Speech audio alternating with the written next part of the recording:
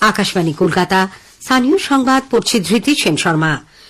বিশেষ খবর হল, সুপ্রিম কোর্ট আইপ্যাকের কর্ণধার প্রতীক জৈনের কলকাতার বাড়ি ও অফিসে তল্লাশির ঘটনায় ইডি আধিকারিকদের বিরুদ্ধে দায়ের হওয়া 4টি এফআইআর এর তদন্তের ওপর স্থগিতাদেশ জারি করেছে।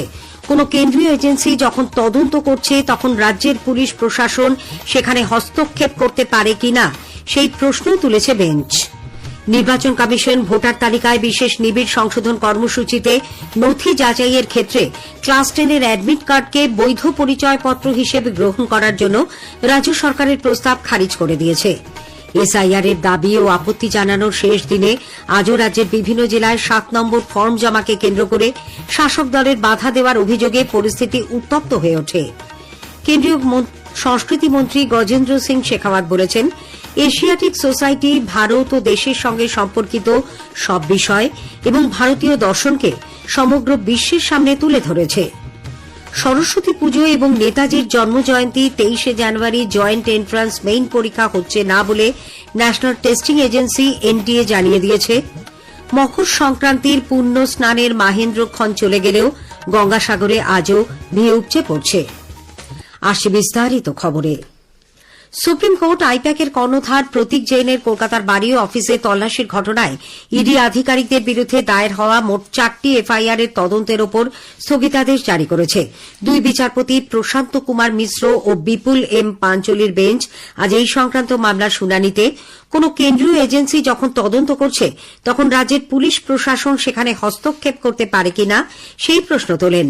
তবে কোন কেন্দ্রীয় এজেন্সির রাজনৈতিক দলের নির্বাচনী নথি যাচাই করার ক্ষমতা নেই বলেও তাদের অভিমত। কোন গুরুত্বপূর্ণ বিষয় যদি যুক্ত থাকে তাহলে তারা তা খতিয়ে দেখতে পারে কিনা সেই মর্মে সব পক্ষকে নোটিশ দেওয়া হচ্ছে। 3রা ফেব্রুয়ারি মামলার পরবর্তী শুনানি। ওই দিনই সব পক্ষ তাদের বক্তব্য জানাবে। একই সঙ্গে বেঞ্চ ইডির তল্লাশিতে বাধা দেওয়ার অভিযোগ সম্পর্কে মুখ্যমন্ত্রী মমতা ব্যানার্জি, রাজ্য পুলিশের মহানির্দেশক রাজীব কুমার এবং কলকাতা নগরপাল মনোজ ভার্মাকে নোটিশ জারি করেছে। জবাব দাখিলের জন্য তাদের 2 সপ্তাহ সময় দেওয়া হয়েছে। পাশাপাশি 8ই জানুয়ারির ওই ঘটনায় সমস্ত সিসিটিভি ফুটেজ, স্টোরেজ ডিভাইসের রেকর্ডিং পরবর্তী শুনানির পর্যন্ত সংরক্ষণেরও নির্দেশ দিয়েছে বেঞ্চ।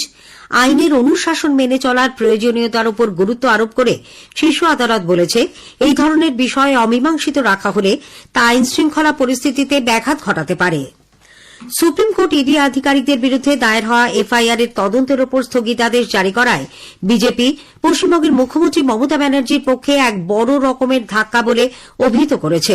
দলের জাতীয় মুখপাত্র গৌরব ভাটিয়া আজ নতুন দিল্লিতে এক সাংবাদিক সম্মেলনে অভিযোগ করেন, মমতা ব্যানার্জি আইন ও শৃঙ্খলার পথে চলেন না।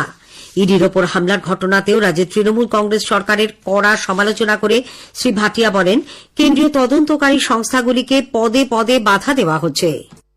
क्या ईडी, सीबीआई, सेंट्रल एजेंसीज जो हैं, इनको पार्टी के गुंडे आके टीएमसी के रोकेंगे? इनको स्टेट की पुलिस जो कि ममता बनर्जी के आदेश का पालन कर रही है, क्या वो रोक सकते हैं? ये सवाल उठाया है सर्वोच्च न्यायालय ने अपनी टिप्पणी में। पुलिस जिसको ईडी के हाथ मजबूत करने थे, क्योंकि ये 2742 करोड़ रुपए का जो घोटाला हुआ है उसकी प्रोब चल रही है, तो वही दखल कर रहे हैं, वही डरा रहे हैं, वही विवेचना को रोक रहे हैं। ये कैसा जंगल राज है पश्चिम बंगाल में?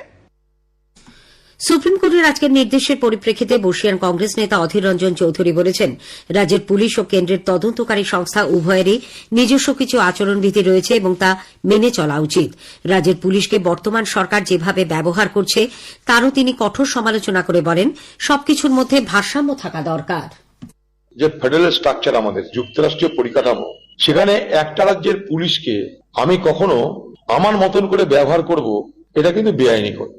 ইডি, সিবিআই যে রাজ্যে তারা গেল বা যাবে, সেখানকার মুখ্যমন্ত্রীর সঙ্গে পুলিশ বাহিনী নিয়ে গিয়ে তাদেরকে বাধা দেবে, তাদেরকে মিথ্যা কেসে অভিযুক্ত করবে, তাদেরকে ধরবে। মানে যা চলছে তাতে আগামী দিনে পশ্চিমবঙ্গের পুলিশ ভার্সেস কেন্দ্রীয় বাহিনীর সংঘর্ষের পরিস্থিতি তৈরি হচ্ছে।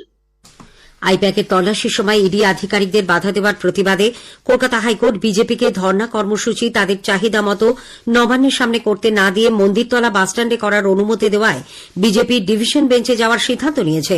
হাইকোর্টের বিচারপতি শুভ্রা ঘোষ আজ তার নির্দেশে জানিয়েছেন, বিরোধী দলনেতা শুভেন্দু অধিকারীর নেতৃত্বে মন্দিরতলা বাসস্ট্যান্ডের সামনে বেলা 10টা থেকে বিকেল 4টে পর্যন্ত সর্বাধিক 50 জন বিধায়ককে নিয়ে ধর্ণা দেওয়া যাবে, কিন্তু কোনো মাইক ব্যবহার করা চলবে না। 12x15 মাপের স্টেজ করা যাবে এবং ধর্ণা শেষ হওয়ার 24 ঘণ্টার মধ্যেই সেই জায়গা পরিষ্কার করে দিতে হবে বলেও শর্ত দিয়েছেন বিচারপতি। মালদায় রাজনৈতিক সভার পরিপ্রেক্ষিতে বিরোধী দলনেতা শুভেন্দু অধিকারীর বিরুদ্ধে দায়ের হওয়া এফআইআর এর পরিপ্রেক্ষিতে তার বিরুদ্ধে কোনো কড়া পদক্ষেপ নিতে পারবে না পুলিশ। কলকাতা হাইকোর্ট এই মর্মে নির্দেশ দিয়েছে। তদন্তের স্বার্থে একান্ত প্রয়োজন হলে শুভেন্দু অধিকারীকে ভার্চুয়ালি হাজিরার জন্য ডাকা যাবে। 6ই ফেব্রুয়ারি ফের শুনানি বলে বিচারপতি শুভ্রা ঘোষ জানিয়েছেন। নির্বাচন কমিশন ভোটার তালিকায় বিশেষ নিবিড় সংশোধন কর্মসূচির নথি যাচাইয়ের ক্ষেত্রে ক্লাস 10-এর অ্যাডমিট কার্ডকে বৈধ পরিচয়পত্র হিসেবে গ্রহণ করার রাজ্য সরকারের প্রস্তাব খারিজ করে দিয়েছে।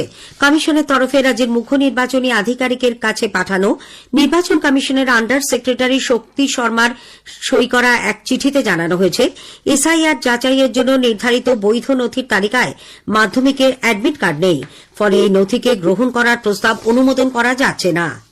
এদিকে ভোটার তালিকায় এসআইআর প্রক্রিয়ায় বাড়তি দায়িত্ব হিসেবে সাম্প্রতিক মাসগুলিতে বহু শিক্ষক নিয়মিত ক্লাস নিতে না পারায় রাজ্য শিক্ষা দপ্তর পড়ুয়াদের স্বশিক্ষায় উৎসাহ দিতে উদ্যোগী হয়েছে।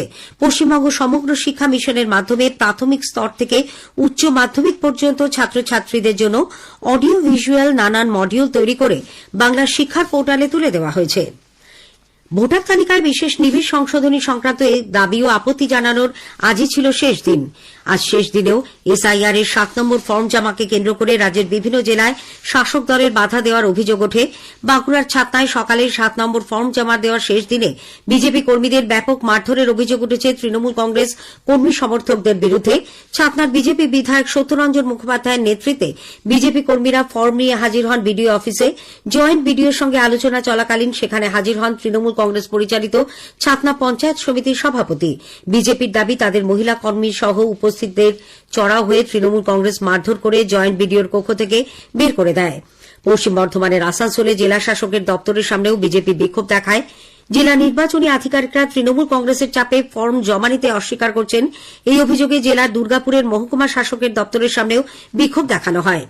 উত্তর দিনাজপুরের চাকুলিয়াতে বিডিও অফিসে ভাঙচুরের অভিযোগ উঠেছে, সেখানে আগুন ধরিয়ে দেওয়া হয় বলে অভিযোগ। বিক্ষোভকারীদের সঙ্গে পুলিশের দফায় দফায় সংঘর্ষে পরিস্থিতি রণক্ষেত্র হয়ে ওঠে। গুরুতর আহত হন থানার আইসি সহ কয়েকজন। পরিস্থিতি নিয়ন্ত্রণে আনতে পুলিশ কাঁদানে গ্যাসের শেল ছড়েও লাঠিচার্জ করতে বাধ্য হয়। 10 জনকে জিজ্ঞাসাবাদের জন্য আটক করা হয়েছে। এই ঘটনায় উত্তর দিনাজপুরের জেলা শাসক জেলা নির্বাচনী আধিকারিকও এফআইআর করার নির্দেশ দিয়েছেন। কোচবিহারেও কোথাও 7 নম্বর ফর্ম জমা নেওয়া হয়নি বলে বিজেপি অভিযোগ করেছে। পূর্ব বর্ধমানের মঙ্গলকোটের পিন্ডিরা গ্রামে নিজেদের বুথে শুনানির দাবিতে 3 বিএলও এবং পঞ্চায়েত কর্মীদের আজ অফিসে তালাবন্ধ করে রাখেন গ্রামবাসীরা। আজকের প্রসঙ্গ অনুষ্ঠানে শুনবেন বিশেষ আলোচনা, আন্তর্জাতিক প্রেক্ষাপটে ভারতের প্রধানমন্ত্রী। বিশিষ্ট আইনজীবী দেবজিৎ সরকারের সঙ্গে কথা বলেছেন দিব্য দে। আকাশবাণী সংবাদ বিভাগ প্রযোজিত অনুষ্ঠানটি শুনবেন রাত 8টায় গীতাঞ্জলি ডিটিএইচ বাংলা এবং আকাশবাণী সংবাদের সোশ্যাল মিডিয়া প্ল্যাটফর্মে। স্থানীয় সংবাদ শুনছেন আকাশবাণী কলকাতা কেন্দ্র থেকে। কেন্দ্রীয় সংস্কৃতিমন্ত্রী গজেন্দ্র সিং শেখাওয়াত আজ কলকাতায় একাধিক অনুষ্ঠানে যোগ দেন। এশিয়াটিক সোসাইটির 243তম প্রতিষ্ঠা দিবসের অনুষ্ঠানে তিনি বলেন, এই সোসাইটি দীর্ঘ এত বছর ধরে বিশেষ বিচারধারা নিয়ে কাজ করছে। ভারত ও দেশের সম্পর্কিত সব বিষয় ভারতীয় দর্শনকে সমগ্র বিশ্বের কাছে তারা তুলে ধরেছে। एशियाटिक सोसाइटी एक विचार को पुष्ट करने के लिए पिछले 243 साल तक काम किया। भारत से जुड़े हुए विषय, भारत का दर्शन, उसे विश्व भर में प्रस्फुटित करने में योगदान किया। जो पुस्तकें छापी गई, जो जर्नल्स लिखे गए, जो संकलित किए गए, जो मैन्युस्क्रिप्ट एकत्रित की गई, वो सब एक ऐसी धरोहर के रूप में है कि जब भारत सांस्कृतिक पुनर्जागरण के दौर से गुजर रहा है। পশ্চিমবঙ্গে অগ্রগতির এক নতুন যুগের সূচনা করতে চলেছে ভারতীয় রেল। এর অঙ্গ হিসেবে আগামী 17 জানুয়ারি হাওড়া গুয়াহাটি হাওড়া বন্দে ভারত কামাক স্লিপার সহ একগুচ্ছ নতুন ট্রেনের যাত্রার সূচনা করবেন প্রধানমন্ত্রী নরেন্দ্র মোদী। এর মধ্যে রয়েছে New Jalpaiguri Nagercoil, New Jalpaiguri Tiruchirappalli, Alipurduar SMVT Bengaluru, Alipurduar Mumbai Panvel Amrit Bharat express.